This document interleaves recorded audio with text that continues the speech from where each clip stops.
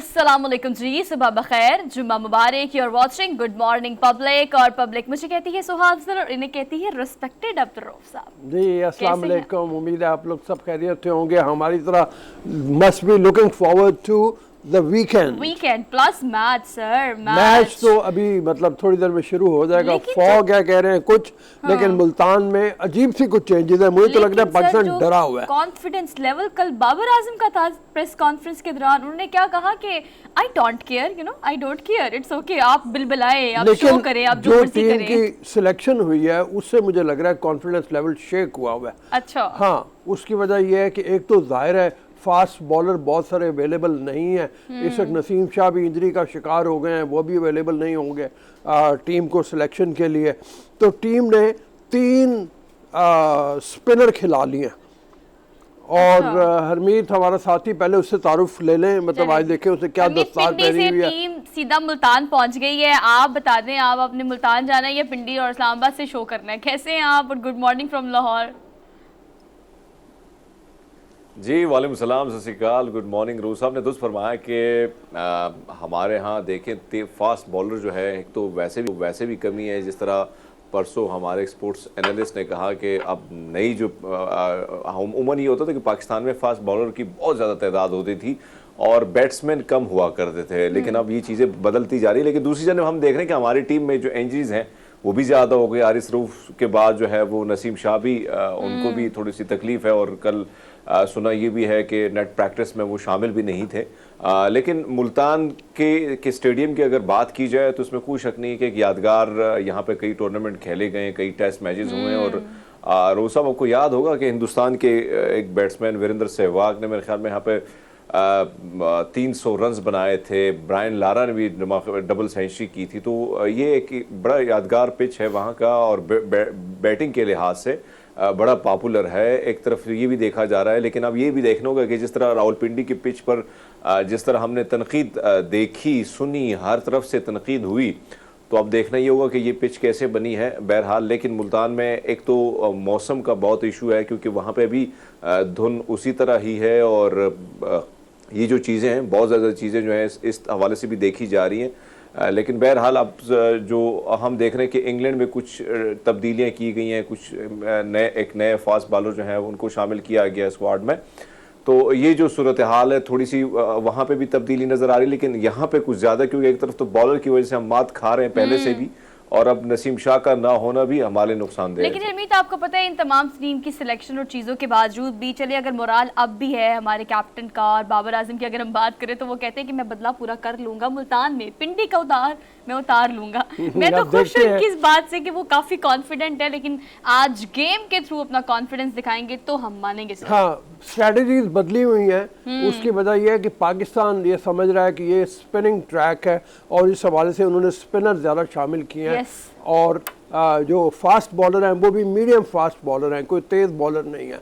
और उसके मुकाबले में इंग्लैंड मार्क वुड को लेके आया है जो 150 किलोमीटर की स्पीड पे बॉल कराते हैं, बहुत तेज़ गेंदें कराते हैं। तो इंग्लैंड जो है वो फास्ट बॉलिंग को उसने मजबूत किया। उसके 3 फास्ट बॉलर हैं। ये बड़ी कॉन्ट्रास्टिंग स्ट्रेटजीज हैं। कॉन्फिडेंस लेवल अगर बाबर आजम का बहुत हाई है तो बेन स्टोक्स ने भी जो प्रेस कॉन्फ्रेंस की उसमें भी लगता है उन्होंने कहा कि जो हमने एक रफ्तार बनाई थी रन्स बनाने की पिंडी टेस्ट में, उसको हम बरकरार रखेंगे। बहरहाल अब देखते हैं, चूँकि मुल्तान टेस्ट का जो टॉस है वो भी इंग्लैंड ने जीता है और उन्होंने बैटिंग पहले करने का फैसला किया है। क्या उसी रफ्तार से वो गेंद को बाहर फेंक दे जैसे पहले फेंक रहे थे। लेकिन सर आपको पता है, मैं कॉन्फिडेंस लेवल की बात कर रही हूँ बाबर आजम की। अगर हम इंग्लिश टीम को देखें ना तो that seems to be like very relax. पता नहीं, अब बॉडी लैंग्वेज एक तो आपकी कॉन्फिडेंट होती है, दूसरा कुछ रिलैक्स नजर आती है। तो this seems to be like very relax, क्योंकि उनको लगता है कि जैसे हम खेल रहे हैं वैसे खेलेंगे। We are strict on strategy, we are strict on जो हमने आने से पहले तैयारी की और जो आकर हमने दे बल्ला घुमाया है, वो उससे बड़ा रिलैक्स लगते हैं कि भाई हमें तो कोई मसला ही नहीं है, जैसे मर्जी आए आप अप होके या डाउन होके हम तो खेलेंगे और ऐसे खेलेंगे जैसे लास्ट टाइम खेला था, बल्कि उससे ज्यादा। लेकिन सर, लेकिन हमारी टीम आपको पता है पहले 2-3 मैचेस के बाद ही कमबैक मारती है, तो ऐसे भी नहीं है। अब अगर आज कमबैक लग गया तो फिर खुश हो जाएंगे हम ड्यूरिंग शो ही। चलो तुम्हारे हवाले से, इसके हवाले से एक शेर सुना देते हैं। हाँ जी, शेर के बाद आगे चलते हैं। और वो मुनीर नियाज़ी का शेर है कि हम हैं मिसाले अब्र, अच्छा, मगर इस हवा से हम डरकर सिमट ही जाएंगे, ऐसे भी हम नहीं। ऐसे भी हम नहीं, ऐसे भी हम नहीं। तो देखते हैं क्या करते हैं। हमारा तबसरा जारी रहेगा, हमने इसके ऊपर एक भरपूर सेगमेंट भी करना है थोड़ी देर में, मतलब हम करेंगे।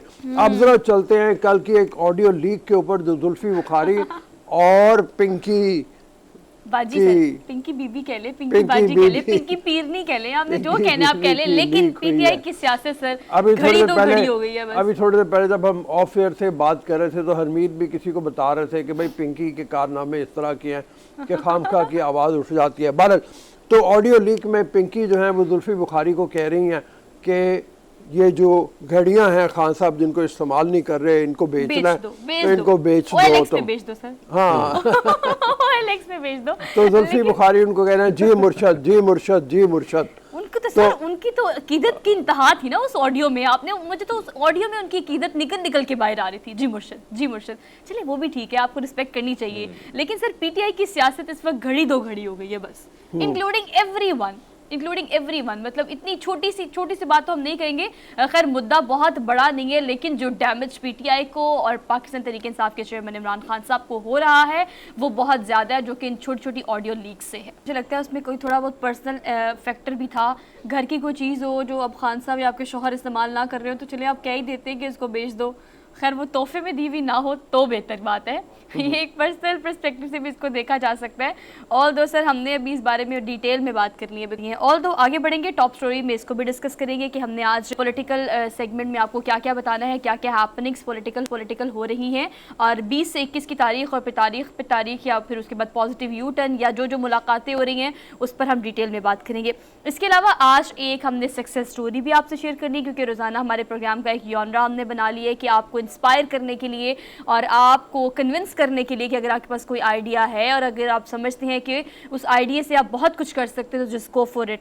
हम आज आपकी मुलाकात कराएंगे CEO Gausia international doctor Mohammad Arshad से। उनकी सक्सेस स्टोरी क्या है, उन्होंने कैसे शुरू किया, हाउ टू ड्राइव, आपके लिए इंस्पिरेशन स्टोरी है तो ज़रूर देखिएगा। अच्छा सर आगे बढ़ेंगे, और आज हमारे साथ ऑब्वियसली हम सर शुरू में आप हमेशा बात करते हैं प्रोग्राम के कि हमारी मेशत का कितना बुरा हाल है। जो फैक्ट एंड फिगर्स अदाद शुमार सर अखबार में देखते हैं ऑब्वियसली वो अनाउंस कंसर्न डिपार्टमेंट्स या हमारे सियासतदान उस तरह से स्क्रीन पर नहीं बता रहे होते कि कितनी बुरी तरह हम डिफ़ॉल्ट की तरफ जा रहे हैं। लेकिन इसाक डार साहब को कल की स्टेटमेंट इस पर आई है कि बहुत बड़े खसारे से हम दो चार हैं, लेकिन फिर भी सर वो डिफ़ॉल्ट की बात नहीं करते। तो माहिर मौशियात इस पर हमारे साथ होंगे कि मुल्क की सूरत हाल, मुल्क की मेशत की सूरत हाल क्या है, इस पर भी हम एक सेगमेंट करेंगे। इसके अलावा बड़ा अच्छा इनिशिएटिव है और बहुत दफ़ा हमने इस पर बहुत सारे प्रोग्राम किए हैं, लेकिन फाइनली लाहौर में पहला ट्रांसजेंडर स्कूल जो है सर वो बना दिया गया है। वेरी गुड, अप्रिशिएट करते हैं हम। बजाय इसके के सड़कों के ऊपर भीख मांगते फिरें या कोई ऐसी सरगर्मियों में वो मुलव्वस हो जिसको मुआशरा बुरी नज़र से देखता है, इनको बेहतर है को हुनर सिखा दिया जाए। सर हुनर सिखा दिया जाए, तालीम सिखा दी जाए ताकि अपने आप को ये आगे जाके देख सकें। अच्छा बिल्कुल बिल्कुल, इस सवाल से बात करेंगे। चलते हैं डेली डोज की जाने से पहले सबसे पहले आज हैप्पी बर्थडे कह दे राहत फतेह अली खान को। ओहो कहें राहत फतेह अली खान जो मशहूर सिंगर हैं, आज उनकी 48वीं सालगिरह है। 48 साल के हो गए। चले ठीक है, मान लेते हैं। नहीं राज साहब मान लेते हैं, आप कहते हैं तो, लेकिन नो डाउट पाकिस्तान का एक बड़ा नाम है, और ना सिर्फ पाकिस्तान में बल्कि पूरी दुनिया में हम देखें तो उन्होंने क्या नाम पैदा किया है और क्या इस तरह से अपने ख़ानदान, और अगर हम आगे बढ़े और नुसरत की लेगेसी को आगे बढ़ाया है, और नुसरत फतेह अली खान के जितने भी मतलब हम उनसे रिलेट करते हैं ना, ये दो ही बंदे इनके हम पूरी फैमिली में रिलेट करते हैं। और कोई सर इंडिया में अगर खासतौर पर बात किया जाए तो पाकिस्तान में तो बहुत काम किया, लेकिन इंडिया में बहुत काम किया और इंडिया में उन्हें अप्रिसिएशन बहुत एक से एक गाना फिल्म का उनका जो है वो हर बॉलीवुड मूवी में होता है। सलमान खान तो खास तौर पे जिद किया करते थे, जितनी देर हालात को थोड़े से बेहतर रहे हैं उनका तकाजा होता था कि मेरी फिल्म में एक ना एक गाना नुसरत फतेह अली का बहुत राहत फ़तेह अली खान का ज़रूर होना चाहिए। और उन्होंने वाकई बड़े लाजवाल गीत जो दिए हैं। कवाली जो नुसरत फ़तेह अली खान की लेगेसी थी, और कवाली के अंदर जो इम्तजाज किया उन्होंने मॉडर्न म्यूज़िक का और फोक का, उसको राहत फ़तेह अली खान ने आगे बढ़ाया है। मैं ख्याल में थोड़ा सा सुनवा भी दे, अगर हमारे पास हो फुटेज कुछ, तो फुटेज तो हम दिखा रहे हैं, ये आवाज़ सुनवाते हैं आपको। वापस आए फिर हम इसको मज़ीद डिस्कस करते हैं। ये तो हमने एक सुनवाया। इनके तो ऐसे ऐसे हैं, एक से एक बढ़ के। और दुनिया जहान में जैसे नुसरत फ़तेह अली खान ने नाम पैदा किया था, दुनिया के चार्ट्स में ऊपर उनका नाम हुआ करता था। यानी मुझे अभी तक याद है कि नुसरत फ़तेह अली खान की आवाज़ जब मैंने सुनी, जिन लोगों ने नहीं देखा, वो last temptation of Christ film है, उसमें अलाप है एक नुसरत फ़तेह अली खान का, उसको ज़रूर सुनना चाहिए। तो उसी तरह से जैसे कोलैबोरेशन की नुसरत फ़तेह अली खान ने बाहर के साजिंदों के साथ, बाहर के म्यूजिक डायरेक्टर्स के साथ, उसी तरह राहत फ़तेह अली खान ने भी इस तरह के काम किए।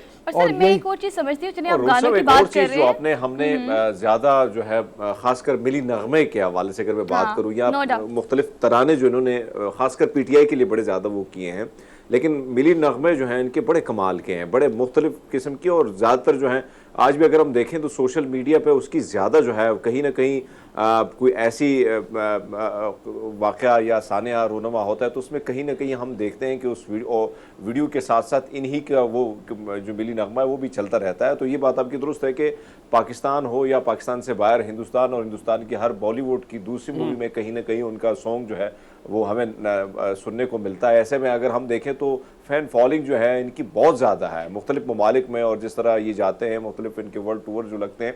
लेकिन बहरहाल अगर जिस तरह सोहा ने कहा कि ख़ानदान का जो नाम है, बड़े कम लोग जो हैं उसको आगे लेके जाते हैं, उसको उसी तरह उस नाम को आगे मज़ीद जो है इंसाफ करते हैं उसके साथ। दुनिया में जो है उसको जाहिर बात है कि वो जो खिदमात थी इनके चाचा या वालिद साहब की, वो फैमिली की खिदमात को आगे लेके जाना, उसी को एक नए अंदाज में पेश करना और दाद भी उससे ज़्यादा हासिल करना, ये बड़ी बात होती है। और अरमीत एक और चीज़ बड़ी प्लस पॉइंट है कि देखिए पाकिस्तान में तो उन्हें बहुत पसंद किया जाता है, पूरी दुनिया में किया जाता है, लेकिन अगर हम इंडिया की स्पेसिफिकली बात करें सर, तो आपको पता है कि इंडिया में मौसीकी वैसी आप समझे कि वो तो धर्म है उनका ना, लेकिन वहाँ पे भी एक पूरी ब्रीड तैयार है जो कि इनको फॉलो करती है, जो कि इनसे सीखती है, जो इनसे सीखना चाहती है। फोक की बात करें, क्लासिकल की बात करें, और सर जैसे मैं हमेशा कहती हूँ कि जब नुसरत फ़तेह अली खान गाते थे कवाली हो या कुछ भी हो, तो अंग्रेज जिनको समझ नहीं भी आता था वो ये जरूर कहते थे कि सहर तारी हो जाते हैं हम पे, और वो उस चीज़ का मज़ा लेके एंजॉय करके, और मुझे इनसे मिलने का भी इत्तेफाक हुआ है, तो उनको लाइव सुनने का तो सर अलग ही मज़ा है। और मैंने सुना है उनको, मैंने राहत को भी सुना है, कई दफ़ा लाइव भी सुना है। और वही जो हम बार बार बात कर रहे हैं कि राहत जो हैं वो नुसरत फ़तेह अली खान की लेगेसी को लेके आगे बढ़े हैं। हिंदुस्तान में फिल्मों के गाने गाए, मुझे अभी तक याद है इश्किया का वो गाना, दिल तो बच्चा है जी, थोड़ा कच्चा है जी, थोड़ा कच्चा है, बहुत सारे हैं, मतलब तो बेशुमार है सर। और लेकिन आपको पता है हर एक वो जो है समय से परे, हाँ सबको सारे गाने याद आ रहे हैं, लेकिन अच्छी बात है। मतलब यह है कि और कई बार इनको अवार्ड मिले हैं हिंदुस्तान में, ये हालात ख़राब हो गए जिसकी वजह से उनका जाना रुक गया। बहरहाल नुसरत फ़तेह अली खान की लेगेसी को लेके आगे बढ़ने वाले राहत फ़तेह अली खान जो उनके भतीजे भी हैं, और उनकी जो स्कूल है उसको हेड भी यही करते हैं, उनके कबीले के जो लोग हैं, उनके खानदान के जो लोग हैं, उनको हेड भी करते हैं। तो उनको बहुत मुबारक हो। से आपको happy happy happy birthday, many many happy returns of the day. Pakistan का नाम ऐसे ही रोशन करें और ऐसे अच्छे अच्छे गाने गा के हमें देते रहे, हम भी उसको एंजॉय करते रहेंगे। जी आगे चले जी, आगे चलते हैं सर। आज डेली डोज देते हैं क्योंकि आज हम बड़ा खुश होकर शो करते हैं, बिकॉज आगे 2 दिन छुट्टी होती है तो फ्राइडे डेली डोज आपको देते हैं और पहला डोज हम आपको देंगे कि एप्पल का पहला मुकम्मल पीसी कह लें या सिस्टम कह लें, फाइनली वो नीलामी के लिए पेश कर दिया गया है। और सर उसको पहले टेस्ट किया गया कि ये बहुत पुराना है, अगर हम बात करें 1976 टाइप उस टाइम की, तो उस वक्त इसको पहली दफ़ा बनाया गया था, और एक कंबाइंड असेंबल्ड जो सिस्टम प्रोसेसिंग सिस्टम होता है उसके साथ। लेकिन सर ये कहा जा रहा है कि इसको 8 घंटे तक पहले टेस्ट किया, चलाया, और 8 घंटे तक ये मुसलसल चला और कोई ट्रबल इशू नहीं आई, उसमें कोई मसला नहीं आया, तो उन्होंने कहा जी अब इसको नीलाम कर देते हैं। अच्छा, स्टीव जॉब्स जो एप्पल के बानी थे और उसके सीईओ थे पहले, उनके बारे में कहा जाता है कि उन्होंने खुद इसके ऊपर नंबर लगाया था अपने हाथ से, और वो ये पहला एप्पल का वो कंप्यूटर है जिसमें कीबोर्ड नहीं था उस वक्त, माउस नहीं था उस नहीं वक्त, था। और उसके बावजूद ये एक डब्बे की शक्ल में था और इसको जनाब पेश किया गया नीलामी के लिए 2,41,000 तकरीबन डॉलर्स में 15 दिसंबर तक इसकी नीलामी की जाएगी। लेकिन सर एक और अंदाजे के मुताबिक 3,75,000 डॉलर तक भी जा सकता है। ये भी सुन ले, इतने पैसे है। ऑब्वियसली आप समझे कि ये एक नायाब चीज भी है। एप्पल कहाँ तक पहुंच गया, आप खुद देखें ना, क्या क्या नहीं लॉन्च कर दिया हमने। तो ये सबसे पहले बनने वाली चीज है। लोग उसे वैसे मेरे ख्याल से अपने घर में रखना, जो एप्पल के शौकीन लोग हैं। मैं तो देखती हूँ कि पहले लोग शॉपिंग करते थे कपड़े, जूते, ये वो। अब हमारे यंगस्टर्स की हरमीत ये कोशिश होती है कि वो एप्पल की कलेक्शन रखें अपने पास। मैं देखती हूँ पिक्चर्स सोशल मीडिया पे लगा रहे होते हैं, कुछ शॉपिंग नहीं करते, बस एप्पल की प्रोडक्ट्स की शॉपिंग करते हैं। तो बड़े शौकीन लोग हैं, उन्होंने प्राइस इतनी बढ़ा दी और नीलामी के लिए इसको पेश किया गया है। तो जनाब जैसे सोहा ने बताया 8 घंटे तक इसको चलाया गया, इतने पुराने कंप्यूटर को 70s का चला है सर, और वो चला 8 घंटे बगैर किसी खराबी के। तो बहरहाल मेरे ख्याल में ऐसे म्यूजियम में किसी में रखा जाएगा और तो इसका कोई इस्तेमाल हो नहीं सकता। और जो इसके शौकीन बल्कि कहना चाहिए, वो जो है किसी ना किसी म्यूजियम के ही लोग होंगे। लेकिन सर आप इमेजिन करें, बल्कि आपने यूज भी किया होगा ना, क्या सिस्टम होता था बड़ा सा ना, हर चीज अलग अलग होती थी, फिर उसको असेंबल किया गया। अब देखिए इतने से फोन में, इतनी सी डिवाइस में सारा कुछ आ गया है एप्पल। तो फिर देखिए सक्सेस तो हुई है, तो लोग पसंद करते हैं, वो एक पहली बनने वाली चीज को जरूर कीमती समझ के अपने पास रखेंगे। अच्छा जी, आगे बढ़े सर जी, अगली खबर आपको देते हैं। ओए होए होए सर, बहुत अरसे बाद, आई थिंक कोई 2-4 दिनों बाद ही हमारा कोई Guinness book of world record हमने शामिल किया अपने रन डाउन में। आप हम भूल गए थे आपको रिकॉर्ड बता के। स्टॉप लग गया था, उन्होंने बोला कि वैसे हम ज्यादा जिक्र करते रहते हैं, तो उन्होंने थोड़ा स्टॉप ही लगा लिया। Guinness book of world record में सर एक रिकॉर्ड हमारा भी होना चाहिए, सबसे ज्यादा Guinness book of world record सुनाने और दिखाने वाले लोग, हमारा भी रिकॉर्ड होना चाहिए गिनीज बुक में। लेकिन चलिए आपको रिकॉर्ड दिखाते हैं। रिकॉर्ड ये कि सबसे कम वक्त में 5 शर्ट्स हैंगर में हैंग करने का, जी टांगने का ये रिकॉर्ड है जो उन्होंने बना दिया है। लोग क्या क्या करते हैं अनवीत, आप देखिए, हमें ऐसी सोचे क्यों नहीं आती। 16 सेकेंड टाइम भी आपको बता देती हूँ। 16 सेकेंड में सर 16.78 जो है। और हरमीत आप किस काम में एक्सपर्ट है मुझे बता दें, हम उसका रिकॉर्ड ही बना लेते हैं। 16 सेकंड में 5 शर्टें हैंग कर दी उन्होंने। मेरे ख्याल से आप देखें ना, ये सारी चीजें जो है कहीं ना कहीं ये सलाहियतें सब में मौजूद हैं, लेकिन आपकी बात दुरुस्त है कि हमने कभी ध्यान नहीं दिया कि यार इस किस्म का काम जो है हम अगर करें तो रिकॉर्ड बन सकता है। आप देखें ना, कभी जो है हम शूज साफ करने का जो कोई रिकॉर्ड होता है वो सामने आ जाता है, दीगर ऐसी चीजों का। तो सलाहियतें तो होती हैं, लेकिन हमने कभी इस तरफ ध्यान नहीं दिया। और ये देखें कि उन्होंने ध्यान दिया तो रिकॉर्ड भी बन गया और वो नाम भी दर्ज हो गया। और ऐसे में हम देख रहे हैं कि आगे पता नहीं और किस किस्म के जो रिकॉर्ड हैं वो आएंगे और उसके डिस्कशन जो है हम अपने शो में करते हैं। और खाली रिकॉर्ड नहीं बना, आपको मजे की बात बताती हूँ, बल्कि अपने व्यूवर्स के लिए भी, कि ये रिकॉर्ड ऑलरेडी था जनाब। पहली दफा उसने नहीं सोचा, 2015 की मेरे ख्याल से गालिबन बात है। 27 सेकंड में उस वक्त जिसने भी रिकॉर्ड बनाया था, 27 सेकंड के अंदर ये हैंगर्स में हैंग कर दी।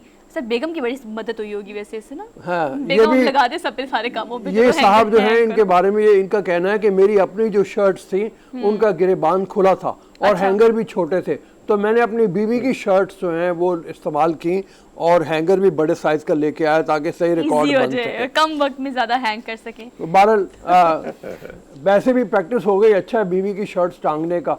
ये हमारे प्रोड्यूसर साहब कह रहे हैं अगर पाकिस्तान में ये हो, बीवी की शर्ट्स टांगने का मुकाबला सारे शोर जीत जाएंगे हमारे, कई मतलब जो रिकॉर्ड बनेंगे।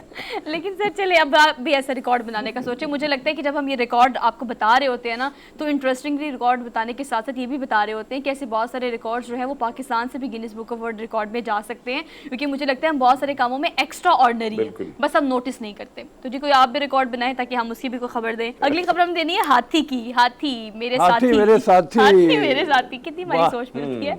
हाथी मेरे साथी। अब हाथी ने क्या ही कॉपरेट किया डॉक्टर के साथ। एक तो डॉक्टर हो, उसके ऑब्वियसली डायग्नोस करना किसी भी बीमारी को, मसले को ज़रा मुश्किल और ट्रिकी काम होता है, लेकिन फिर जानवरों को एनालिसिस करना सर, उनको इलाज मुआवजा करना या फिर उनका कोई टेस्ट करना, वो मुझे लगता है ज़्यादा मुश्किल होता है। हाँ। लेकिन ये हाथी ने क्या कॉपरेशन का मुजाहिरा किया है, क्या कॉपरेट किया है। जैसे जैसे डॉक्टर ने इंस्ट्रक्शन दी, ही सिट डाउन, ही स्टैंड अप, और उसने कहा जी करने टेस्ट जो करना है मेरे साथ, बस मुझे तंदुरुस्ती दे दे। देखिए सर, हाँ बिल्कुल, उसका एक्सरे करना था और एक्सरे करने के लिए जैसे उसको कहा गया उसने उसी तरह से किया, डॉक्टर उसके साथ कोऑपरेट किया।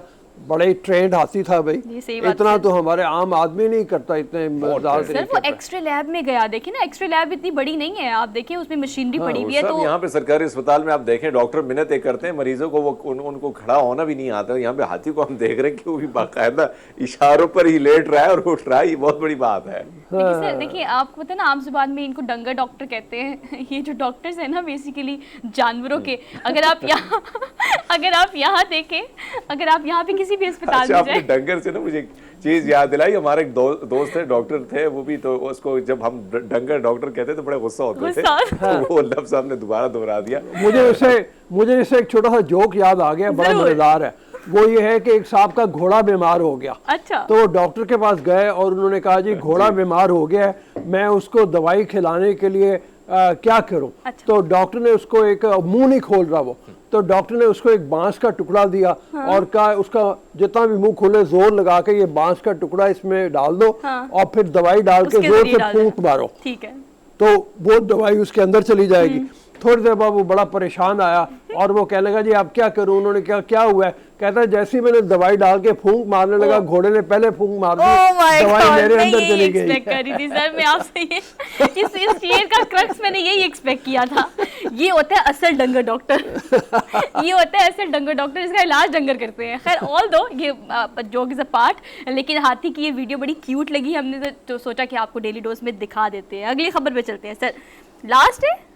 हाँ, last but not the least, हम आपको ले चलेंगे यहाँ से सीधा चीन के ऐसे म्यूजियम में, ऐसे अजायब घर में जहाँ पर डायनासोर्स की बाकियात पड़ी हुई हैं और लोग बड़ा इंटरेस्टिंगली देखते हैं। और ज़्यादा ऐसी चीज़ें हम चीन से एक्सपेक्ट करते हैं जो कि इस तरह के म्यूजियम ज़्यादा बनाते हैं, जो कि बच्चों की स्टडीज़ के लिए, उनकी एजुकेशन के लिए और बड़ों के लिए, उनके इंटरेस्ट के लिए बड़ी अच्छी है। और सर यहाँ पे जो डायनासोर्स के 20,000 अंडे नुमाइश के लिए रखे गए हैं सर, उफ तौबा, उसको सेव कैसे किया होगा? अंडे को किस, वाकई भाई हैरान करने वाली बात है ना। मतलब ये क्या नाम है इसका म्यूजियम का? वोंगजू या क्या? सर ये चीन का नाम है, जो मर्जी ले ले, किसी को समझ थोड़ी ना आएगी। यिंग चोंग मिंग इस तरह से चीन का अजायब घर है। ग्वांगयू नाम है इसका, ग्वांगयू नाम है इस म्यूजियम का, जहाँ पे ये अंडे सारे रखे गए हैं, डायनासोर के मुजस्मे भी हैं, देखिए ना, हड्डियां भी हैं। और इसके इर्द गिर्द जब जो कस्बा है वहाँ पे खुदाई की गई तो ये सारी चीज़ें यहाँ से मिली है। इस हवाले से दुनिया का ये सबसे बड़ा म्यूजियम समझा जाता है जहाँ डायनासोर की इतनी ज़्यादा बाकियात। और सर पहला अंडे, ये जो ना डायनासोर के अंडे का पहला फॉसिल जो है वो इनको बेसिकली मिला था 1996 में। अच्छा। और उसके बाद फिर दे सेड दैट कि हम इस तरह से इनके निशानात को रखेंगे, इनकी बाकियात को रखेंगे, बिकॉज सर बच्चे नॉर्मली आपने देखा होगा they amuse themselves to see all this thing in cartoons और मूवीज़, और अगर हम बात करें बुक्स की तो उनको रियलिस्टिक अप्रोच लगता है कि नहीं है। बाज़ तो बच्चे कहते हैं डायनासोर्स रियल में होते ही नहीं थे ना, सिर्फ एक इमेजिनरी है। हमारे पाकिस्तान में भी, खासतौर पर पंजाब के रहने वाले, मैं पहले भी ये बात कर चुका हूँ, जो लोग डायनासोर का मुजस्मा देखना चाहते हो या हड्डियाँ देखना चाहते हो तो हमारे यहाँ भी ये कलर कहार के इलाके में जो रेस्ट हाउस है, मैंने इसके बारे में बताया था, ये वही रेस्ट हाउस है जहाँ मुस्तफा जैदी ठहरे थे और उन्होंने वो अपना शेर भी मशहूर कहा था कि इन्हीं पत्थरों पे चलकर अगर आ सको तो आओ, मेरे घर के रास्ते में कोई कहकशां नहीं है। इसी म्यूजियम में इसी रेस्ट हाउस में डायनासोर का एक मुजस्मा रखा गया है। तो अगर आप वाकई उसको करीब से रियल देखना चाहते हैं तो जस्ट गो, और वैसे भी वीकेंड है आप प्लान कर सकते हैं। हम चले ब्रेक की तरफ, एक क्विक ब्रेक लेते हैं और ब्रेक के बाद वापस आएंगे, शो को आगे बढ़ाएंगे। Keep watching, good morning public. जी दोबारा हाजिर है ब्रेक के बाद, वेलकम। और सबसे बड़ी जो एक अच्छी चीज़ है वो हमारे साथ इस वक्त doctor Mohammad Arshad, business excellence award हासिल करने वाले डॉक्टर साहब हमारे साथ मौजूद हैं। CEO हैं गौसिया इंटरनेशनल के, इस वक्त इस्लामाबाद स्टूडियो में मौजूद हैं। इनके कारनामे ऐसे हैं कि जिसकी बुनियाद के ऊपर ये फ़ख्र कर सकते हैं। बिल्डिंग के मैदान में इन्होंने बहुत अपना तजर्बा हासिल करने के बाद इस्लामाबाद को एक लग्जरी एक्सपीरियंस जो है वो दिया है। उसके अलावा इनके मंसूबे कौन कौन से हैं, कहाँ से इन्होंने शुरू किया, बिल्कुल हम्बल सी बिगनिंग से किस तरह से इतनी बड़ी एम्पायर खड़ी कर ली, इस तमाम हवाले से हरमीत के पास चलते हैं। हरमीत आपके साथ मौजूद है डॉक्टर अरशद साहब, ज़रा इनसे बात कीजिए। जी बिल्कुल डॉक्टर साहब, रोज़ साहब, आपने दुरुस्त फरमाया कि इस सेगमेंट करने का मकसद भी हमारा यही होता है कि वो लोग जो आगे की तरफ आना चाहते हैं लेकिन जिनके अंदर मुस्तकिल मिजाजी नहीं होती है, जो अपने जो खुद एतमादी का उनमें कहीं ना कहीं वो आंसर कम पाया जाता है, या सब्र का पैमाना जो है बड़ा कम हमें उनमें दिखता है, लेकिन हम वो लोग उनको डिस्कस करते हैं जिन लोगों ने इन सारी चीज़ें, ये सारी क्वालिटी उनमें होती है और वो आगे जाके एक छोटे से इलाके से या कुछ ना होने के बराबर उनके पास कुछ नहीं होता, लेकिन वो कुछ ऐसी एम्पायर खड़ी कर देते हैं कि आज उनका जिक्र जो है वो हमारे भी लाजिम होता है और जो देखने वाले थे उनको भी उनसे सबक हासिल करना चाहिए। तो डॉक्टर मोहम्मद अरशद साहब हमारे साथ मौजूद हैं। डॉक्टर साहब, बहुत शुक्रिया आपका, और आपकी जो स्टोरी हमने देखी पढ़ी और जो काम आपने किया, तो सबसे पहले तो हम जाएंगे आपके गांव की तरफ, वो बचपन की यादें थोड़ी सी ताज़ा करेंगे, आपसे जानेंगे कैसी क्या सोचकर इस्लामाबाद की तरफ आए, उस वक्त आप क्या करते थे, कौन सा आपका इलाका था, तालीम जब हासिल की तो क्या क्या सोच जो थी वो थी, दोस्तों के साथ क्या गुफ्तगू करते थे, आपसे ही सुनना चाहेंगे भाई। बिस्मिल्लाहिर्रहमानिर्रहीम। आपने तो माशाल्लाह मेरा बचपन याद करा दिया। मैं सियालकोट के करीब एमनाबाद रोड के ऊपर एक गांव है कमालपुर, वहाँ पैदा हुआ, वहाँ से मैंने आगाज़ किया और लोकल ही मैंने तलीम हासिल की, और साथ एक विलेज था गुहे की, जो वहाँ मैंने मैट्रिक की तलीम हासिल की। करने के बाद मैं डस्का शिफ्ट हो गया। डस्का और सियालकोट का फासला हमारे गांव के दरमियान में। यूं अगर मैं तारुफ कराऊं कि मेरा घर और अलामा इकबाल का घर टोटल 10 मिनट की ड्राइव पे है। अच्छा, हाँ जी, माशाल्लाह। तो डस्का क्योंकि मेरे नानके थे इसलिए मैं उधर शिफ्ट हो गया। शिफ्ट होने के बाद मैंने बी फार्मेसी की 78 में। तो मेरे अंदर एक जुनून था कि मैं अपने लिए नहीं बल्कि अपने बहन भाइयों के लिए नहीं, माँ बाप के लिए नहीं, पब्लिक के लिए कुछ करूं। मैं पूरी तालीम हासिल ना कर सका, मेरे जज्बात ने इस हद तक मुझे मजबूर किया कि मैंने प्रैक्टिस शुरू कर दी। अच्छा।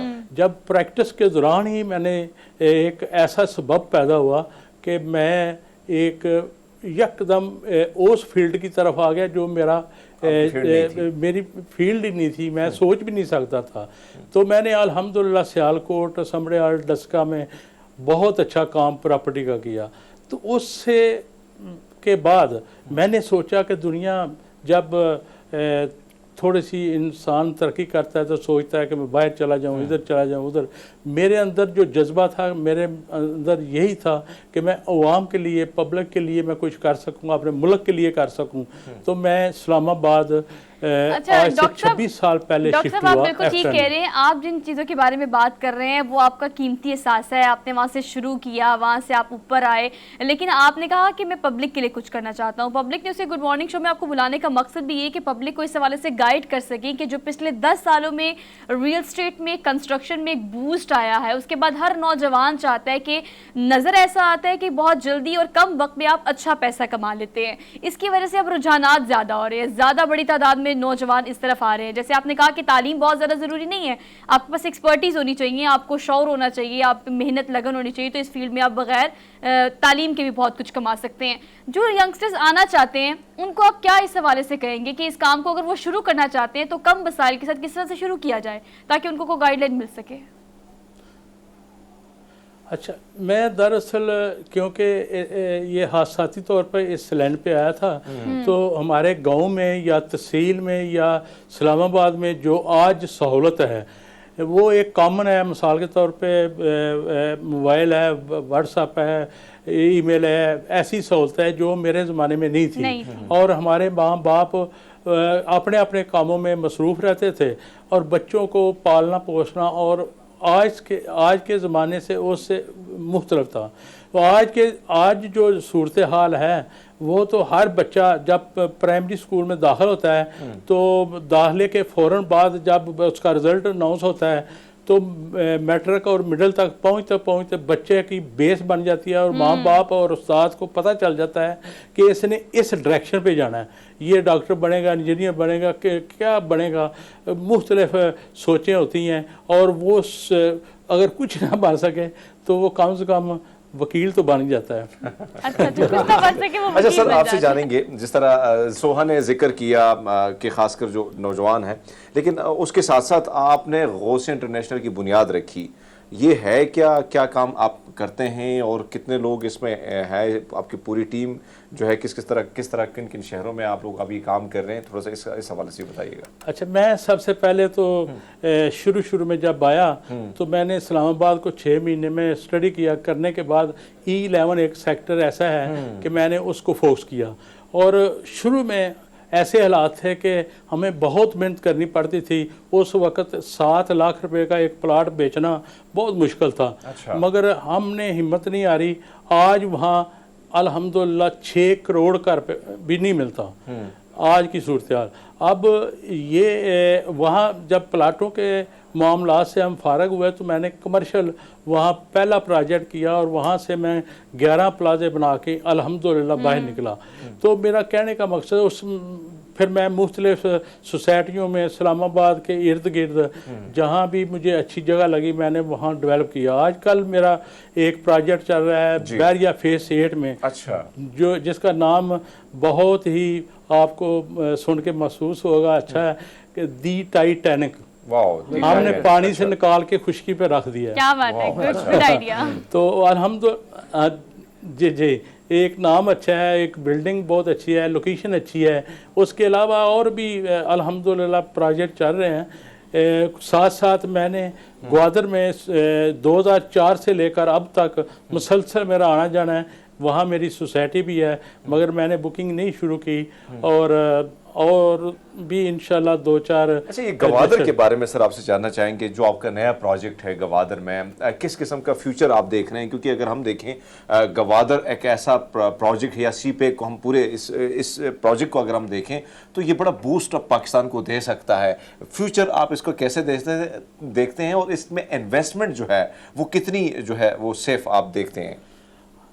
ग्वादर दरअसल 2004 में जो मैंने देखा उसके बाद मुख्तलिफ मौके आए। अच्छा। और आज से 12-14 साल पहले एक सेमिनार वहाँ हुआ जो कि 26 मुल्क के सेनेटर आए और वहाँ भी मुझे बोलने का मौका मिला। अच्छा। मैं उस वक्त 15 साल पहले ये अवाम को मैसेज दिया था कि ये ना सिर्फ सी पैक पाकिस्तान के लिए है बल्कि ये 70 मुल्कों का एक जॉइंट वेंचर है। ये जब मुकम्मल होगा, जो मुकम्मल होगा, हर आज तो चाइना और मुख्तलिफ मुल्क कोशिश कर रहे हैं कि हमारे सी पैक का हिस्सा बने।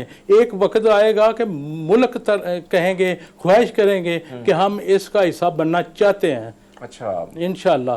डॉक्टर साहब ये बताइए, डॉक्टर साहब आपके बारे में ये बात भी जी हरमीत साहब, आप हरमीत बात करो फिर मैं करता हूं। कंटिन्यू करें आप। जी।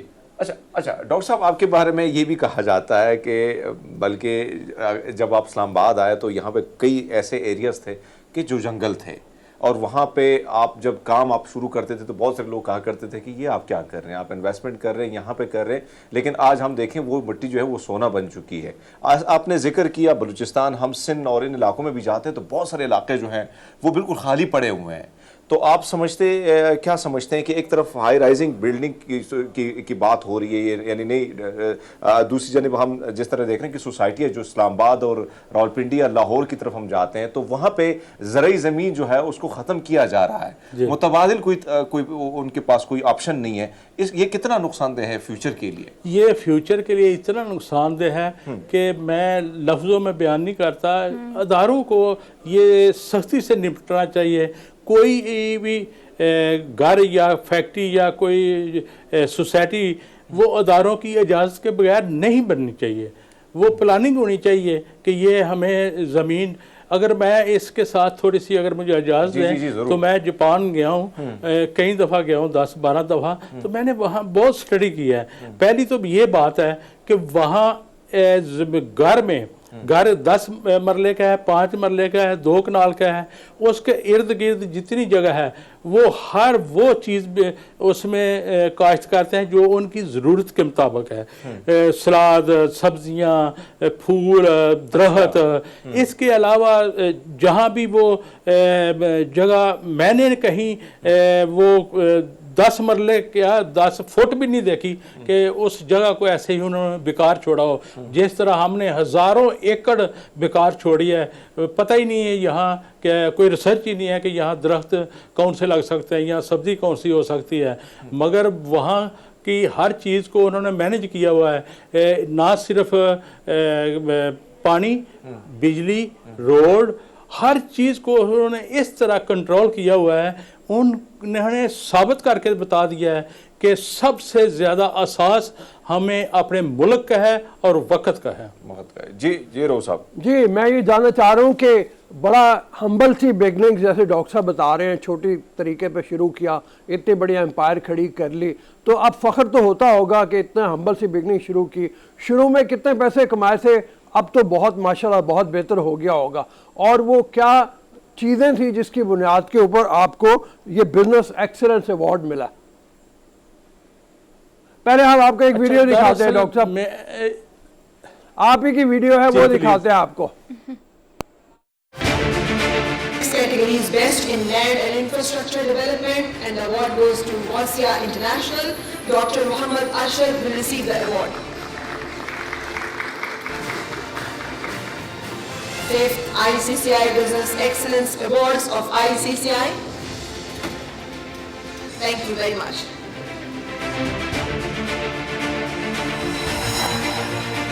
That's really good. Appreciation, sir. Ji doctor साहब, मेरा सवाल उसका जवाब आप देना चाहें तो। इंसान किसी सूरत में भी हो, जब मेहनत करता है, दिन रात एक करता है, तो उसको जब एक अप्रिशिएट किया जाता है, उसको किसी सूरत में भी, तो उसकी सारी थकावट दूर हो जाती है। बिल्कुल ऐसे ही। तो हमें जब अवार्ड मिला, हमें महसूस हुआ कि अल्हम्दुलिल्लाह जितनी हमने मेहनत की थी, जो हमारे अंदर शौक़ था, जुनून था, वो लोगों को डिलीवर किया, तो उसका ये एजाज़ है। मैं हर कारोबारी आदमी को ये ज़रूर मैसेज दूंगा कि एक बात जहन में रखें, इतना ही काफ़ी है बिजनेसमैन के लिए, जो कहे उस पर अमल करें। ज़बरदस्त। अच्छा डॉक्टर साहब, एक और चीज़ आपसे जानना चाहेंगे। ज़ाहिरी बात है कि हमने देखा है कि बड़ा बूस्ट रियल एस्टेट ने दिया है पाकिस्तान की मईशत को, लेकिन जो तरीक़ाकार आपने बताया, जापान का, सिंगापुर का, बहुत सारे मॉडल हमारे पास हैं, अगर उस पर अमल दरामद किया जाए तो कितना, एक तो जो बेरोज़गारी है मुल्क में, हम देखते हैं रोज़गार की बड़ी कमी है, कितने रोज़गार के मौके जो है फराम हो सकते हैं, और ख़ासकर मईशत को ये कितना ये रियल एस्टेट सहारा दे सकता है, अगर ज़बरदस्त तरीके से यह जो प्लानिंग आपने बताई उस पर अमल दरामद किया जाए। अच्छा देखिए, ये जो मैं एज ए बिल्डर काम कर रहा हूँ, ये इसलिए मैं शुरू किया था कि मैं एक प्रोजेक्ट शुरू करता हूँ, मैं कहता हूँ कि ये मैं प्रोजेक्ट 2 साल में, 1 साल में, 3 साल में डिलीवर कर दूँगा, तो वो 1-2 महीने की कमी पेशी होती है, वो हम डिलीवर कर देते हैं, हमारे ज़हन से बोझ उतर जाता है। मगर सोसाइटियों के मामलात इस किस्म के हैं कि वो बहुत ही टाइम लगता है, जो कहते हैं हम पूरा नहीं कर पाते, लोगों का इतमाद ख़त्म हो जाता है। बड़े बड़े अदारे जो हैं, उन्होंने पैसे पब्लिक से लिए हुए हैं, 20-25 साल हो गए हैं, वो आज तक वो प्लाट डिलीवर नहीं कर सके। तो ये बड़ी शर्मनाक बात होती है कि किसी से पैसे लेके जिस मकसद के लिए हैं उसको हम आप डिलीवर ना करें, तो ये बहुत ही नामुनासिब चीज़ है। बाकी रही आप रोज़गार की बात, मैं ना सारे पाकिस्तान को एक साइड पे करें, जब आप मेरी बात फिर वही ग्वादर पे आएगी। मैं कहता हूं कि एक ही मैं मिसाल आपको देता हूं कि 88,000 एकड़ अक्वायर की है ज़मीन, यहाँ ऑयल रिफाइनरियाँ लगेंगी, मुख्तलिफ मुल्क लगाएंगे, अपना मुल्क लगाएगा, तो वहाँ एक रिफाइनरी में कम से कम हज़ारों की तादाद में काम करेंगे। जब इतने एरिए में जब ये सारा जाल बिछेगा, तो आप अंदाज़ा करें करोड़ों की तादाद में वहाँ पब्लिक की ज़रूरत होगी। इसके अलावा और भी बेशुमार, मैं तो किसी एक की बात आपको बताई है ना, वो वहाँ ज़मीन के अंदर ना कि सिर्फ सोना है बल्कि मुख्तलिफ मादनियात हैं, तेल है और सिल्वर है, लोहा है, काफ़ी चीज़ें हैं। हमारे रिसर्च नहीं है, हम तो सिर्फ एक वक्त पास करने के लिए जो आता है सरकारी मुलाजम भी होता है माजरत के साथ, वो अपनी तनख्वाह और टीए के अलावा इतना नहीं सोचता कि जो मुल्क के लिए मुखलस हो। डॉक्टर साहब बिल्कुल ठीक कह रहे हैं कि मुल्क पॉलिसी वही है जिसमें हमारे पास जो कीमती जगह मौजूद है हम उन्हें फौरी तौर पर संभाल लें और वहाँ पर काम करें ताकि हमारी तरक्की जो है वो देर पा और जल्दी हो सके। डॉक्टर साहब बहुत शुक्रिया, आपसे बात करके बहुत अच्छा लगा और आपकी सक्सेस स्टोरी शेयर आप लोगों से करने का मकसद भी ये था कि बस काम शुरू करना शर्त होता है, कारवा बनता चला जाता है, मदद होती चली जाती है। हमने क्विक ब्रेक लेनी है सर, क्विक ब्रेक लेकर हम आते हैं वापस। Keep watching good morning public. Welcome back after the break. Basically बहुत सारे लोगों को इस दिन का और इस डिसीजन का इंतज़ार था। बेसिकली पर्सनली अगर मैं बात करूं so I waited for this for so long, क्योंकि मैंने इसके बारे में बहुत बात की है, हमने बहुत सारे प्रोग्राम्स किए हैं, लेकिन फाइनली जिसका आगाज़ में मैंने जिक्र किया था कि ट्रांसजेंडर कम्युनिटी के लिए एक स्पेसिफिक स्कूल बनाया गया है जो कि बहुत ही अच्छा कदम है हुकूमत की जानिब से। जो लोग इसमें शामिल थे, जिन्होंने कोशिश की है, तो वक्त ज़ाया नहीं करेंगे, आपकी मुलाकात फ़ौरी तौर पर कराएंगे आसिफ शहजाद से जो कि फाउंडर है basically the gender guardian school की। और पहली दफ़ा लाहौर में ये ट्रांसजेंडर कम्युनिटी जो है उसके लिए बाकायदा तौर पर स्कूल बना दिया गया है उनकी तालीम के लिए, उनको सिखाने के लिए। तो आसिफ अस्सलाम वालेकुम, कैसे हैं? Thank you so much for being here. सबसे पहले आपको बहुत मुबारकबाद, बहुत सारी एप्रिसिएशन गुड मॉर्निंग पब्लिक की पूरी टीम की तरफ से। मैं जानना ये चाहूँगी कि मुल्तान में ऑलरेडी ये स्कूल था, अब लाहौर में इसको बनाया गया है, बहुत देर लगी है, लेकिन कितना फ़ायदा होगा, कितनी ट्रांसजेंडर कम्युनिटी अब इससे मुस्तफ़ीद हो सकेगी? बिस्मिल्लाहिर्रहमानिर्रहीम। मुल्तान से भी पहले जो लाहौर में जेंडर गार्डियन है वो एग्जिस्ट कर रहा था और इसमें बच्चे भी आते थे जो कि डेफिनेटली ट्रांसजेंडर स्टूडेंट्स थे और हम उनको नॉन फॉर्मल एजुकेशन दे रहे थे जिसमें उनको ब्यूटिशियन, कुकिंग, स्टिचिंग, ड्राइविंग के कोर्स करवा रहे थे। अब द जेंडर गार्डियन के बाद गवर्नमेंट ऑफ पंजाब ने ये इनिशिएटिव लिया है कि वो फॉर्मल एजुकेशन और नॉन फॉर्मल बोथ के लिए वो एक स्कूल ओपन करने चाह रही हैं। तो the government initiative is something else और the gender guardian is that's something else, जो कि हम 2017 से रन कर रहे हैं गार्डन टाउन लाहौर में। ये गार्डन टाउन में जहाँ आपने बनाया, जी जी, तो इसकी कोई ख़ास वजह थी, मतलब इस जगह को चुनने का? क्या यहाँ पे जमघटा काफ़ी होता है, इर्द गिर्द लोग काफ़ी रहते हैं जो ट्रांसजेंडर हैं? इसकी दो रीज़न है। एक तो ये है कि ये लाहौर का सेंटर है, सबको चूंकि ट्रांसजेंडर यूजुअली रिमोट एरियाज में रहते हैं। मैं बता भी देता हूँ, बरकत मार्केट के करीब ही आपने ये स्कूल बनाया। हाँ जी, और दूसरा मेट्रो है वहाँ पे, तो यू नो मेट्रो एक इजीली एक्सेस करती है डिफरेंट सिटीज़ को, रिमोट एरियाज को, तो ट्रांसपोर्टेशन का मसला हल हो जाता है। आप कलमा चौक पे उतरते हैं और वॉक करके स्कूल में जा सकते हैं। अच्छा, अभी फॉर्मल और नॉन फॉर्मल एजुकेशन का जो ये मतलब इसकी ज़रूरत आपको पता है कि बहुत पहले से थी। अब कैसे, मतलब अगर हम कन्विंस करने की बात करें तो बहुत सारे लोग इस चीज़ के आदी भी हैं। अगर ट्रांसजेंडर कम्युनिटी की हम बात करें तो they are doing their businesses और सम काइंड ऑफ जो उनका पेशा है, अब उन्हें वहाँ से निकाल के तालीम देना, फॉर्मल या नॉन फॉर्मल एजुकेशन, उसके लिए क्या स्ट्रैटेजी, क्या निसाब, क्या प्लान, किस तरह सब कुछ करेंगे आप लोग? देखिए, ट्रांसजेंडर कम्युनिटी जैसे सब कम्युनिटीज़ होती हैं, इस तरह ट्रांसजेंडर कम्युनिटी में कुछ बहुत वेल ऑफ हैं, कुछ पढ़े लिखे हैं, आप लोगों ने देखा कुछ लोगों ने PhD कर ली है, कुछ डॉक्टर बन गए हैं, कुछ अपनी ऑर्गेनाइजेशंस रन कर रहे हैं, कुछ बिजनेस कर रहे हैं, जॉब्स कर रहे हैं। लेकिन उन ट्रांसजेंडर की तादाद बहुत ज़्यादा है जो कि सिग्नल पे भीख मांगते हैं, प्रोस्टिट्यूशन करते हैं, बैगिंग करते हैं, डांस करते हैं शादियों पे। तो ये बेसिकली उन लोगों के लिए बहुत ज़्यादा फ़ायदेमंद है कि वो जो ऑड जॉब्स कर रहे हैं अपनी लाइफ में और जिन लोगों को घरों में डिसोन कर दिया, फैमिलीज़ ने उनको डिसोन कर दिया, तो वो लोग अगर कोई अपना हुनर या स्किल सीख लेंगे तो वो भी हमारी तरह, आम लोगों की तरह वो जॉब कर सकते हैं, बिजनेस कर सकते हैं और अपना प्रॉपर हलाल तरीके से कोई सोर्स ऑफ इनकम जनरेट करके पाकिस्तानी मुआशरे का एक मुस्बित साथी इस्लामाबाद में। जी हरमीत। अच्छा आसिफ, हमने देखा है कि बहुत सारे स्कूल्स में, बल्कि मेरे भी, मैं जब कराची में पढ़ाता था तब भी मेरे कुछ स्टूडेंट्स थे, तो उनको मसाइल बहुत होते थे, बच्चे बड़े तंग करते थे, ये चीज़ें ज़्यादा थी। लेकिन अब आपने जिस तरह ये इक़दाम उठाया, बहुत अच्छा है, इसकी जिसी भी तारीफ़ की जाए कम है। लेकिन इसी के साथ साथ हम बहुत ज़्यादा ट्रांसजेंडर को देखते हैं तो वो इस तरफ आना ही नहीं चाहते हैं। उनको क्या तरीक़ाकार आप अपनाएंगे, क्या करने? क्योंकि जब भी हम उनसे बैठते हैं तो कहते हैं, हम जब कहते हैं कि ये चीज़ें आपके लिए आई हैं इस्लामाबाद में, दीगर चीज़ें में, तो वो कहते हैं कि हमें ट्रैफिक लाइट पे या दीगर एक्टिविटीज़ में ज़्यादा पैसे मिलते हैं।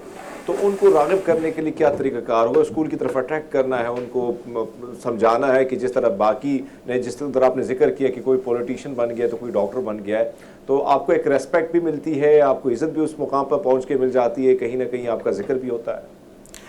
देखें, ये अगेन हमारा ओवरऑल सोसाइटी का इशू है कि अगर हम लोग हम नॉर्मल ह्यूमन जो मेल हैं, फीमेल हैं, जो आज की यंग जनरेशन है, अगर हम उनकी भी बात करें तो हमारे सैलरी वेजेस इतने कम हैं कि लोग सस्टेन ही नहीं कर पाते अपनी लाइफ में। Like they are having master degrees, PhD, graduations from elite schools, classes, colleges, university से, लेकिन when they go for some job, some business, तो सोर्स ऑफ इनकम उनका इतना स्ट्रांग नहीं होता या उनकी सैलरीज इतनी ज़्यादा अच्छी नहीं होती हैं।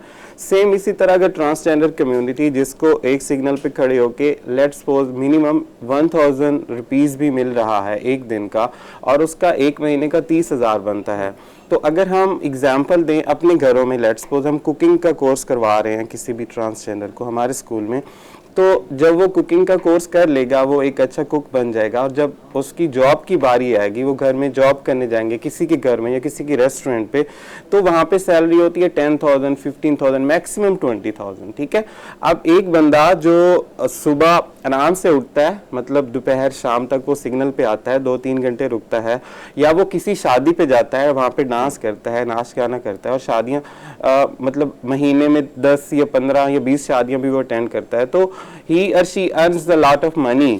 तो हमें दो चीज़ों की ज़रूरत है। एक तो ये है कि हमें उस कम्युनिटी, एक ख़ास कम्युनिटी को मोटिवेट करना है कि ठीक है, you are earning a lot, but अगर आप इसको पॉजिटिव वे में, आप अपने टैलेंट को, आपके पास जो स्किल हैं, आपको अल्लाह पाक ने जो एक ख़ास तरह का दिया हुआ है कैलिबर, तो अगर आप उसको पॉजिटिव वे में यूज़ करें, अगर आप उसको मुआशरे की भलाई के लिए या आप हलाल तरीके से आप उसको या एक अच्छे वे से आप उसको यूज़ करें, तो उसकी भी इतनी अर्निंग हो सकती है अगर आप स्ट्रगल करें, मेहनत करें। तो अगेन ये पूरी सोसाइटी का अलमिया है। अच्छा, आसिफ आप एक बात बिल्कुल ठीक कह रहे हैं कि एक्सेप्टेंस बहुत ज़्यादा ज़रूरी है from everyone. You talking about main, women, और अगर घर वालों की बात की जाए, बाहर वालों की बात की जाए, अब एक्सेप्टेंस, मुझे लगता है कि माजी में बहुत सारी ऐसे काम हुए हैं, बहुत सारी ऐसी चीज़ें हुई हैं कि लोगों का नज़रिया बदल गया है थोड़ा इस चीज़ को लेके, बिकॉज दे आर इंटेलिजेंट, जो ट्रांसजेंडर कम्युनिटी है, और they want to improve their life with so many ways. अब ये जो स्कूल बनाए गए हैं, इनमें फॉर्मल या नॉन फॉर्मल एजुकेशन जो है, इसके लिए आप लोगों ने स्ट्रैटेजी क्या रखी है? मतलब इतनी बड़ी तादाद है लोगों की, उन्हें कैटर करना भी मुश्किल काम है, और फिर उनके मतलब आप लोगों ने शिफ्ट्स रखी हैं, अगर निसाब की बात की जाए उसे कैसे प्लान किया है, इसे ड्राइव कैसे करेंगे आप? हम लोगों ने उनके कंफर्ट जोन पे जाके हम लोगों ने एक स्ट्रेटजी बनाई है कि हम बिल्कुल भी नहीं कहते, हम जब किसी भी ट्रांसजेंडर को मोटिवेट करते हैं कि वहाँ पे आके एडमिशन लें, तो हम उन्हें ये नहीं कहते कि आप एकदम से सारे काम छोड़ के आप हमारे पास पढ़ने आ जाएं। मतलब दिस डजंट लुक कूल कि आप हर चीज़ छोड़ के, बैगिंग, डांसिंग, हर चीज़ छोड़ के बस हमारे पास आ जाएं, अच्छे इंसान बन जाए, ये तरीका भी नहीं है। ठीक है, तो हम उनके कंफर्ट जोन पे जाके हम उन्हें कहते हैं कि we have a class at weekend, आप सैटरडे संडे को हमारे पास आएँ, आप अपनी एक्टिविटीज़, अपनी काम जारी रखें, लेकिन अगर आपको लगे कि आप वीकेंड पे क्लासेस लेके आप अच्छा स्किल बेस एक अच्छा पर्सन बन रहे हैं, आप कुछ सीख रहे हैं अपने साथ और लोगों के साथ बैठ के, आपको लगता है कि आपके कम्युनिकेशन स्किल ग्रूम हो रहे हैं, आपको एक स्किल आ रहा है जो कि आपको फ्यूचर, आपकी फर्दर जनरेशन के लिए हेल्पफुल हो सकता है, आपको अच्छा इंसान बना सकता है, अगर आपको अपने अंदर चेंजेस नजर आए, तो फिर आप अल्टीमेटली वो चीज़ें छोड़ देते हैं जो नेगेटिव हैं। लेकिन वो सिस्टम ग्रेजुअली होता है। हाँ जी, वो ग्रेजुअली, वो आप एकदम से किसी को नहीं कह सकते कि सिग्नल पे पकड़ के आओ भाई आप अच्छे इंसान बन जाओ। हाँ जी, बहुत मुश्किल काम है। अच्छा, ग्रेजुअली इसके साथ में ये भी शामिल कर लें आपके, मतलब जब वो ट्रेनिंग लेके निकलते हैं तो मुआशरा चूँकि अभी तक उनको एक्सेप्ट नहीं कर रहा उस तरीके पे, वो भी मुश्किलात है, तो उसमें इनकी भी साइकोलॉजिकल ट्रेनिंग होनी बहुत ज़रूरी है, उसके लिए क्या कर रहे हैं? मैं I am not a kind of political, I am 0% political, but मेरी पर्सनल सजेस्टिंग ये है कि जितने भी टीवीज़ में या सोशल मीडिया पे आजकल जितनी भी चीज़ें वायरल हो रही हैं, अगर ये पॉलिटिकल चीज़ें और ये वो वाली जो चीज़ें हैं वो वायरल होने की बजाय अगर हम इखलाकियात की और अपने मुआशरे और अपनी पाकिस्तानियत को की अच्छाई के लिए कुछ चीज़ें भी वायरल कर दें और हर टीवी चैनल, हर सोशल मीडिया पेज और हर जो बड़ा ब्लॉगर है, व्लॉगर है, वो अगर अपना एक पोर्शन रख दे जिसमें वो थोड़ी सी एजुकेशन दे दे लोगों को कि किस तरह से वो कोई भी बंदा एक टॉपिक चूज कर सकता है। बहुत सारे लोग अमेज़ॉन पे काम कर रहे हैं, वो इतना ज़्यादा मोटिवेट कर रहे हैं कि आप अमेज़ॉन पे आओ, ऑनलाइन अर्निंग करो। इसी तरह हमारे बहुत सारे इन्फ्लुएंसर हैं पाकिस्तान में जिनकी दुनिया सुनती है। Thank you. वो बिल्कुल ठीक है। अल्लाह मदद है आपके काम में। Asif thank you so much. वक्त कम है लेकिन आपने बात बहुत अच्छी की है कि ये हम पे डिपेंड करता है कि हम क्या चीज़ों को वायरल कर रहे हैं, हम क्या चीज़ों को देख रहे हैं। खुद अच्छा प्रमोट करेंगे तो चीज़ें खुद ब खुद ही बेहतरी की जानिब जाएंगी। So we are done with the show for today और आगे होगी 2 छुट्टियां। इंशाल्लाह अब आपसे मुलाकात होगी मंडे को। तो वीकेंड एंजॉय कीजिएगा, अपना बहुत सारा ख्याल रखिएगा। हमें दीजिए इजाज़त। अल्लाह हाफिज़।